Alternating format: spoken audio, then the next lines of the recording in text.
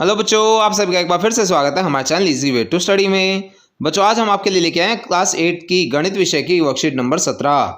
बच्चों, जैसे कि आप सभी जानते हैं, सबसे पहले यहाँ पे हमें अपना नाम लिखना होता है और नेक्स्ट फील्ड में हमें अपने कक्षा अध्यापक का नाम लिखना होता है। चलिए देखते हैं अपनी वर्कशीट। उससे पहले बच्चों, आप सभी से एक रिक्वेस्ट है, अगर आपको हमारी वीडियोस पसंद आ रही हैं तो उन्हें स्टार्टिंग से लास्ट तक पूरा देखें, जिससे आपको तो वर्कशीट कंटेंट मिलेगा ही, साथ में इससे हमें भी कुछ फायदा होगा। चलिए देखते हैं अपनी वर्कशीट। आज की हमारी वर्कशीट में बच्चों हम वर्गमूल ज्ञात करना सीखेंगे और इसमें हमें एक बताया गया है खेल बन गया गणितीय खेल। इसमें आज हमें एक खेल दिखाया गया है जिससे हम गणित भी सीख सकते हैं। प्रिया और रिया अपनी छत पर रस्सी कूद खेल रही थी।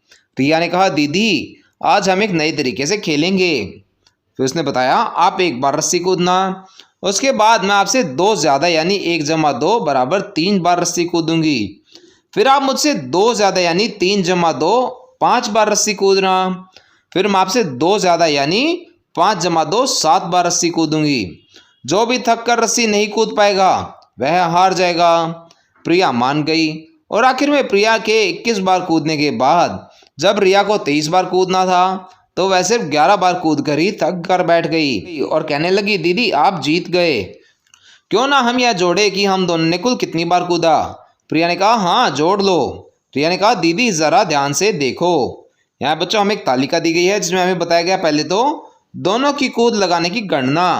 जब पहली बार प्रिया कूदी तो वह बच्चों 1 बार कूदी थी। जब दूसरी बार रिया कूदी तो वह कूदी थी 1 जमा 3 बार।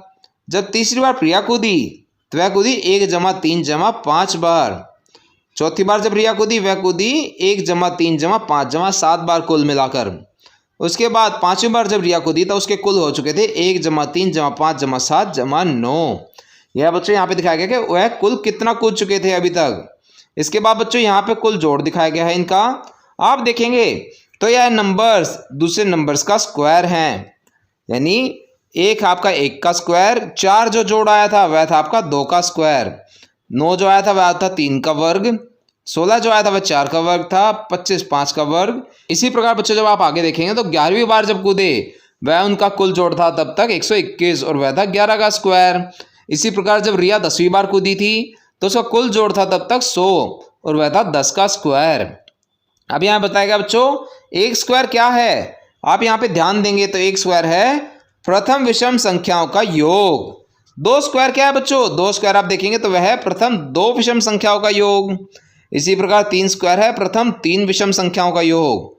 आगे तक देखेंगे बच्चों तो जो आपका 10 स्क्वायर है वह आपका प्रथम 10 विषम संख्याओं का योग। यहाँ पे प्रथम 10 विषम संख्याएं दिखाई गई हैं, उनका योग है 10 के वर्ग के बराबर। इसी प्रकार 11 का वर्ग क्या है बच्चों, प्रथम 11 विषम संख्याओं का योग। यहाँ बच्चों 10 लिखा गया गलती से, इसको आप 11 देखेंगे, यानी यह प्रथम 11 विषम संख्याओं का योग है जो आपका बनाता है 11 का वर्ग। इसका हमें बताया गया बच्चों इस तरीके से तो हम किसी भी संख्या का वर्गमूल भी ज्ञात कर सकते हैं। प्रिया कहते वह कैसे। रिया कहते, दीदी देखो, अगर मुझे 25 का वर्ग निकालना है अर्थात 25 का वर्गमूल है 5 है। अगर क्रमागत विषम संख्याओं को घटाते हुए 0 आया तो वह संख्या किसी भी पूर्ण संख्या का वर्ग होगी। अगर क्रमागत विषम संख्याओं को घटाते हुए 0 नहीं आएगा तो वह संख्या किसी भी पूर्ण संख्या का वर्ग नहीं होगी। है ना मजेदार। प्रिया कहती है, तुम भी बुद्धिमान बन गई हो। अब बच्चों यहाँ पे इसका उदाहरण दिया गया है। यहाँ जो रिया ने प्रिया को बताया बच्चों वह कैसे सॉल्व करेंगे, चलिए देखते हैं। यहाँ पे हमें एक तालिका बनानी है जिसमें पहले क्रम संख्या लिखनी है, दूसरे में क्रियाविधि। यहाँ पे पहले नंबर की क्रम संख्या हम क्या करेंगे, 25 में से पहला जो हमारा विषम संख्या होती है 1 उसे घटा देंगे। 25 में से 1 घटाया तो बचेगा हमारा 24। दूसरे नंबर पे हम क्या करेंगे, दूसरे नंबर पे जो पहले उत्तर आया था उसमें से दूसरी विषम संख्या 1 के बाद कौन सी होगी, वह होगी 3, उसे घटा देंगे। 24 में से 3 घटाया तो बचेगा आपका 21।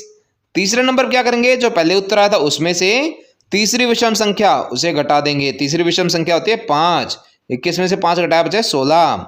चौथे नंबर पे जो उत्तर आया उसमें से चौथी विषम संख्या को घटा देंगे यानी कि 7 को, इससे उत्तर आएगा हमारा 9।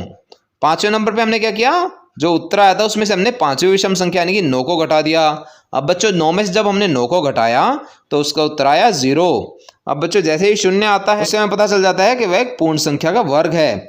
और वह किस संख्या का वर्ग है वह कैसे पता चलेगा, यहाँ पे जिस क्रम संख्या पर आकर वह रुका यानी 5 पर आकर रुका था तो हमें पता चलेगा कि वह 5 का वर्ग है, या फिर आप कह सकते हैं 25 जो हमें संख्या दी गई थी उसका वर्गमूल है 5। तो इस प्रकार बच्चों आप वर्गमूल भी निकाल सकते हैं। अब इसके बाद बच्चों हमें कुछ प्रश्न दिए गए हैं, चलिए देखते हैं। आओ निम्न प्रश्नों को हल करें। पहला प्रश्न है, प्रिया और रिया कुल मिलाकर कितनी बार रस्सी कूदी? तो बच्चों जैसे कि आपने देखा था, प्रिया का जोड़ था यहाँ पर 121 जो था आपका 11 के वर्ग के बराबर, और रिया का जोड़ था 100 जो था आपका 10 के वर्ग के बराबर। तो मैंने यहाँ पे उत्तर में लिखा है 11 का वर्ग जमा 10 का वर्ग। जब इन्हें आप जोड़ के लिखते हैं तो आता है 121 जमा 100, जिनका जोड़ बनता है 221। अगला प्रश्न है, प्रिया ने कुल मिलाकर कितनी बार रस्सी कूदी? तो वह था बच्चों आपका 11 का वर्ग जो निकल के आता है 121। तीसरा था, रिया ने कुल मिलाकर कितनी बार रस्सी कूदी? वह था 10 का वर्ग। यह जब आप सॉल्व करेंगे तो यह बनेगा 100। चौथा है, आप क्या समझते हैं इस खेल में कौन जीता और कौन हारा? तो बच्चों यहाँ पे आप देखेंगे तो प्रिया ने ज्यादा बार रस्सी कूदी, इसलिए हम लिखेंगे प्रिया जीती और रिया हारी। अगला प्रश्न है, निम्नलिखित संख्याओं में से कौन सी संख्या पूर्ण वर्ग संख्या है और कौन सी पूर्ण वर्ग संख्या नहीं है? पूर्ण वर्ग संख्या का वर्गमूल भी निकालिए। यहाँ पे बच्चों हमें 5 संख्याएं दी गई हैं, हमें ज्ञात करना है कि इनमें से कौन सी पूर्ण वर्ग संख्या है और कौन सी पूर्ण वर्ग संख्या नहीं है। चलिए देखते हैं। पहला नंबर है बच्चों 128। यह चेक करने के लिए पूर्ण संख्या का वर्ग है या नहीं, उसके लिए हम एक तालिका बनाएंगे। इसमें एक तरफ हम लिखेंगे क्रम संख्या और अगले में लिखेंगे क्रियाविधि। जैसे कि पहले आपने देखा था, हम क्या करेंगे, यहाँ पे हम इसके क्रम संख्या डालते जाएंगे और अगले में हम क्या करेंगे, संख्या के शुरू से सबसे पहला जो विषम संख्या होती है 1 उसे घटाएंगे।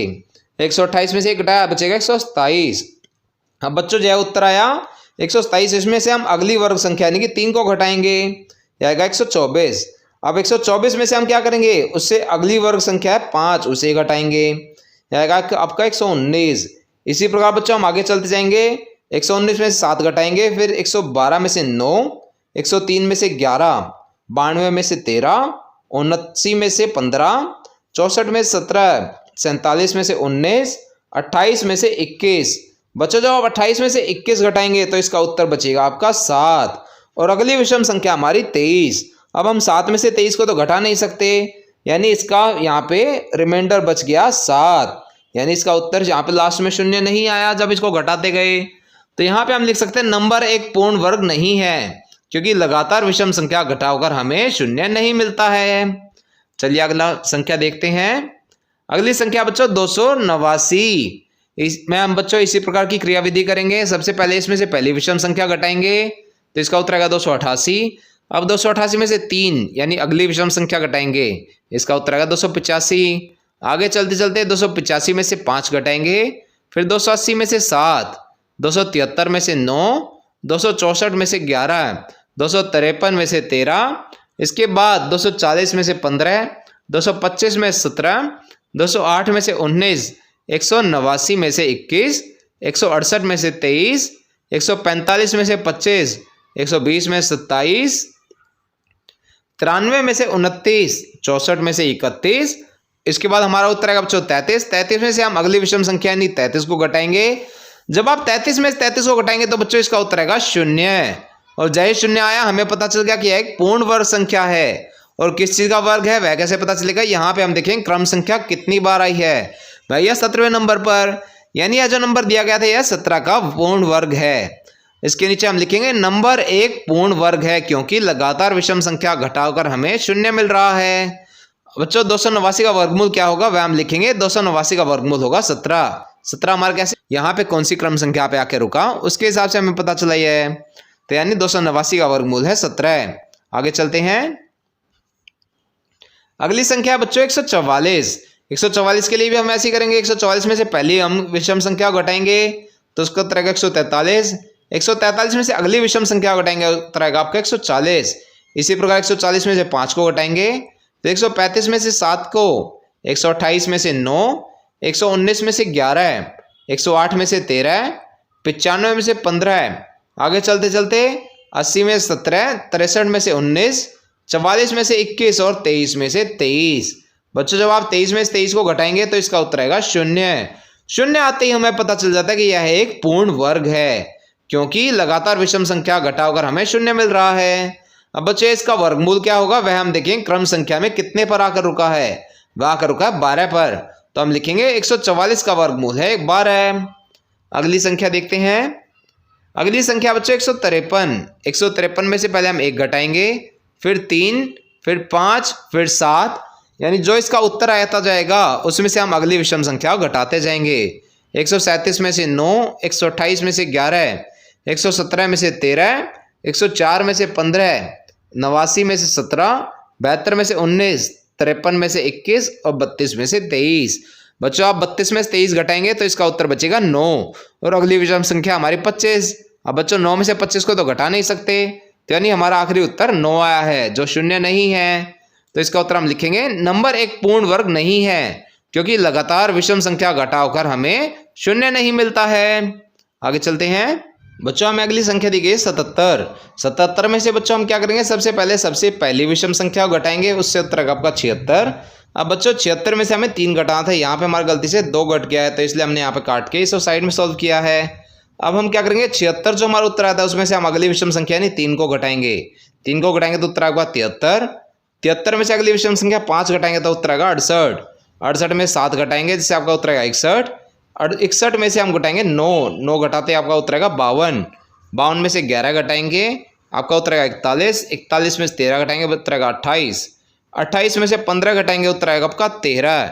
उसके बाद बच्चों अगली विषम संख्या हमारी 17। अब 13 में से हम 17 का तो घटा नहीं सकते, तो इसका मतलब है बच्चों यह पूर्ण वर्ग नहीं है, इसलिए हम यहाँ पे नीचे लिख देंगे नंबर एक पूर्ण वर्ग नहीं है, क्योंकि लगातार विषम संख्या घटाकर हमें शून्य नहीं मिलता है। बच्चों यह हमारे वर्कशीट का आखिरी प्रश्न था। इसी के साथ हमारी वर्कशीट यहाँ पर समाप्त होती है। आशा करते हैं आपको अच्छे समझ में आई होगी। बच्चों अगर आपको हमारी वीडियो पसंद आई हो तो उसे लाइक करना और अपने फ्रेंड्स के साथ शेयर करना ना भूलें। साथ ही अगर आपका कोई क्वेश्चन है तो उसे आप कमेंट सेक्शन में ज़रूर पूछें, हम आपके क्वेश्चन को जल्द से जल्द आंसर करने की कोशिश करेंगे। और बच्चों अगर अभी तक आपने हमारा चैनल सब्सक्राइब नहीं किया है तो ऐसी ही नई नई वीडियोस को देखते रहने के लिए हमारे चैनल को सब्सक्राइब करें। साथ ही बेल आइकन बटन ज़रूर दबाएं, जिससे हमारी कोई भी नई वीडियो आते ही आपको तुरंत नोटिफिकेशन मिल जाए। Thank you.